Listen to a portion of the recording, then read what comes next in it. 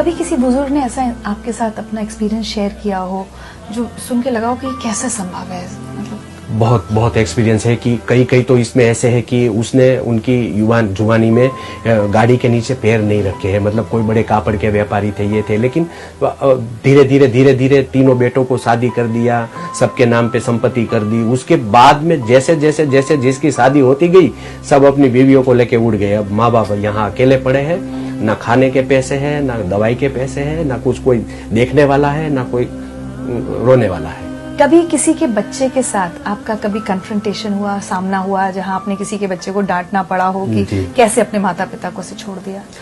मैंने जब ये टिफिन सेवा शुरू की तो मुझे ऐसा एक ख्याल आया था कि मैं क्यों ना इन लोगों के बेटे को मिलूं और सारी बातें समझाऊं। तो एक दो लोगों को मैंने फोन किया था कि भाई ऐसी ऐसी हालत है, अगर आप अपने माँ बाप का मुझे खाली पैसा दे रहे हैं जो मैं सेवा कर रहा हूँ, मैं ये नहीं बोल रहा आप आके इधर साथ में रहो, उनको खाना दो, जो मैं दे रहा हूँ वो अगर आप मुझे उनका पैसा देंगे तो मैं जो जिसका कोई नहीं है उसका कर पाऊंगा। तो उन लोगों की बात सुनी, उन लोगों का जब मैंने फोन पे टोन सुना तो मुझे वो बोल रहे हैं कि शायद मैंने आपको फोन किया था क्या मेरे माँ बाप को आप टिफिन दो, या मैंने लेटर लिखा था क्या आपको कि मेरे माँ बाप को टिफिन, मैं नहीं दे रहा हूँ, तू भी मत दे।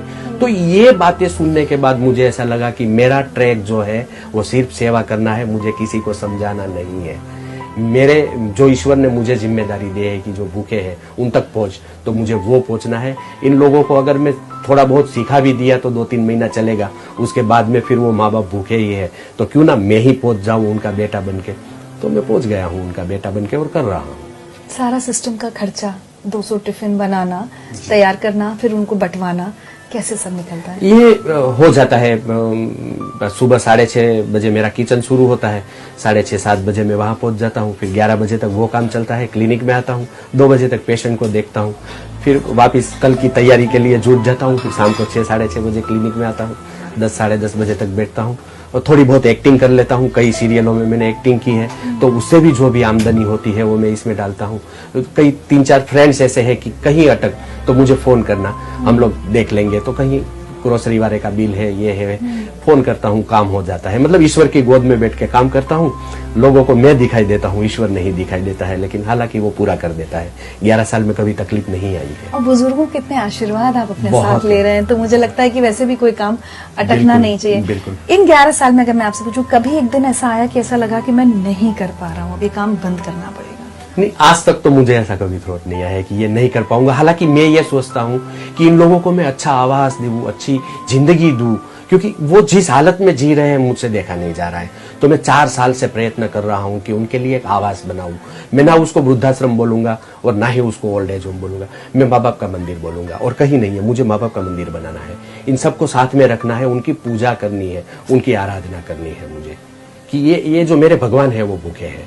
तो मैं आपके जरिए मैं सबको वही प्रार्थना करूंगा कि अगर आप नहीं कर सकते हैं तो कुछ नहीं, लेकिन आप जो है मुझे सहारा दीजिए। मैं इन भगवान को, मैं इन ईश्वर को, मैं इन सबकी सेवा करूंगा, मैं पूजा करूंगा माँ बाप की। 11 साल में सबसे यादगार कोई बुजुर्ग की कही हुई बात जो आपको ऐसा लगता है कि बस यही मेरी ताकत है, इसके दम पे मैं कुछ भी कर जाऊंगा? बातें तो बहुत सारी आती है, लेकिन एक जो ये मेरी जिंदगी में हुआ है कि एक कुछ 82 इयर्स ओल्ड लेडी मेरी क्लिनिक में आई।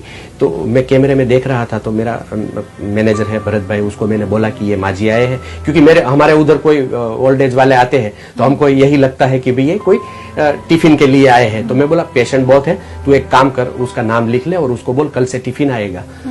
तो वो माँ जी ने मतलब ऐसा भरत भाई को धक्का देके अंदर आई क्लिनिक में और बोली मैं कुछ लेने नहीं, मैं कुछ देने आई हूँ।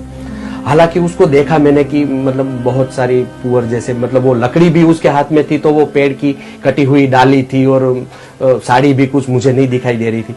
उसने यहाँ आके कुछ कपड़े में कुछ बांधा था, तो वो मेरे टेबल पे उसने खोल के रख दिया कि ये सारा जो है तेरे टिफिन सेवा में यूज कर लेना।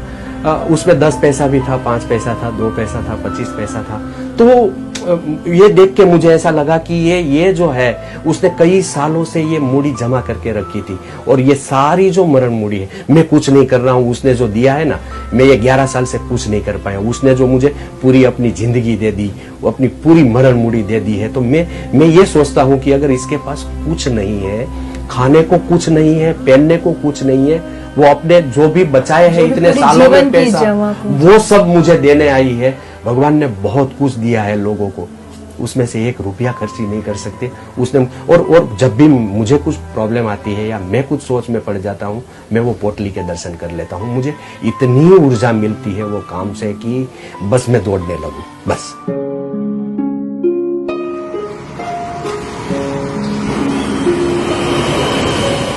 मैं अकेला ही चला था जाने बे मंजिल, मगर लोग साथ आते गए और कारवां